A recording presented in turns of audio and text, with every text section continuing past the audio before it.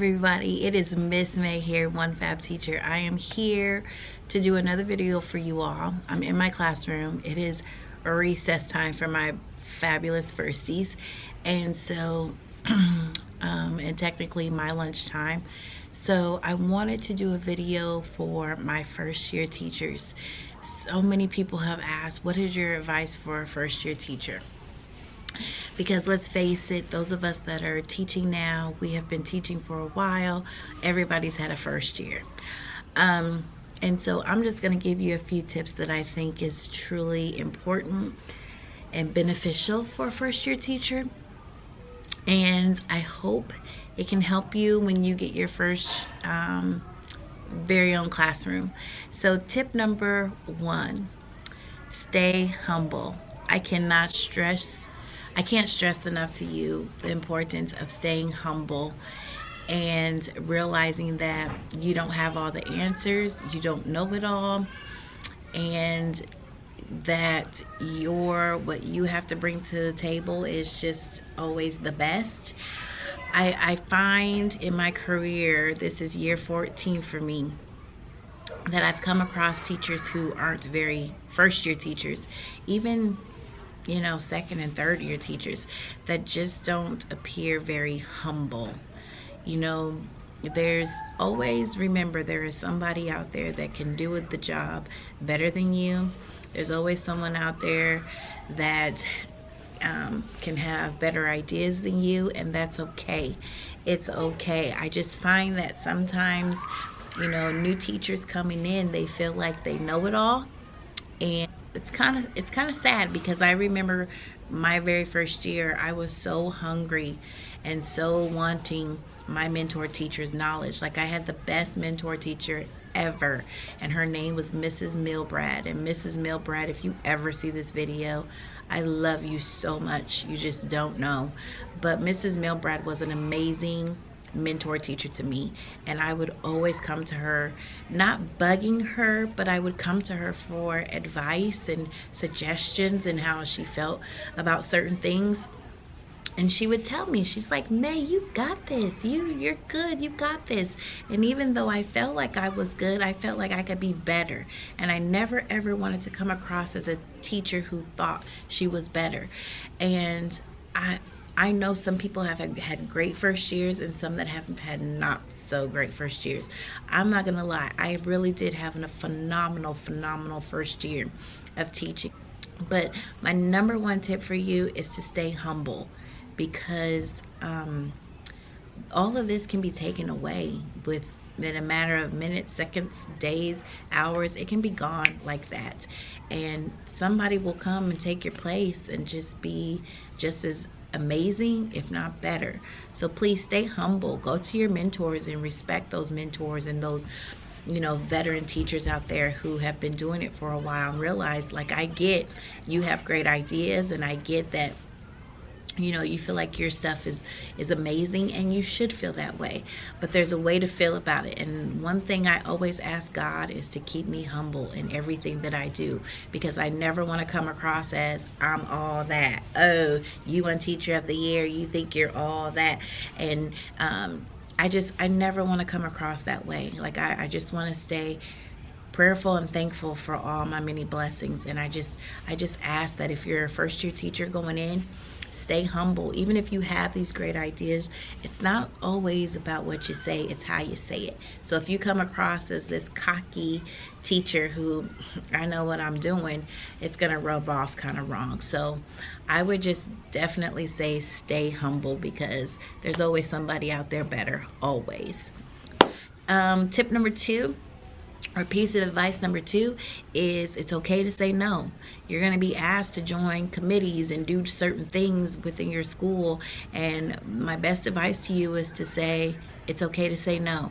I definitely suggest that you start off. I remember my first years, I always wanted to be on committees and help my school, and I still do, but I don't do as much. And I believe that it's okay to say no. Like, if you're on a couple of committees or just one committee, if you're putting in the work and showing your face through the school and making sure that that you're participating in something, to make your school great, it's okay to say, no, I don't want to do this, or no, I can't do this, or no, I have another commitment outside of work. It's okay, because if you start saying yes to everything all the time, you will be taken advantage of. It's just a guarantee, because there's always those people in the school who always do and step up, and then there's others that just chill back and relax in the cut and let all those that always say yes go ahead and step up and do everything. So I would definitely say it's okay to say no. Totally okay. My next tip would be, or a piece of advice would be, to understand that it's okay that everything doesn't get done. Prioritize, make lists. You're not going to get it all done in a school day. You're going to have interruptions. You're going to have things happen. You're going to have mishaps. Everything doesn't get done. And I just remember always bringing stuff home constantly and just being so mad and upset. Like, why am I always doing work, and not having fun? And you have to realize, okay, what is truly important? What do I truly need to do to get the job done? Use those planning times wisely when you get them. Use your time wisely. And like, what I like to do is I put on my headphones, and my crew, my people know, okay, May has her headphones on. She doesn't want to be bothered. Like, I get in my zone, and they respect that. Because the more you use your time wisely here at school, the less you have to take home. And I'm not saying you never have to take things home, but you shouldn't be taking a bag home every single day. If you are, you have to rethink and realize, okay, is this really necessary? Do I really need to take this home? I know some people have that personality where they just want everything done, everything done, everything done, and everything doesn't get done. And you have to tell yourself that it's okay that it doesn't get done.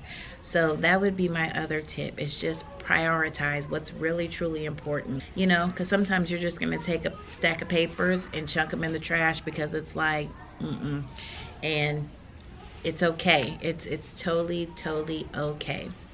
My last tip would be, I feel like I've repeated myself in previous videos, but I can't stress it enough. My last tip would be, don't compare yourself. Don't compare your first year or your second year or even your third year to somebody's 8th, 9th, 10th, 11th, 20 plus year.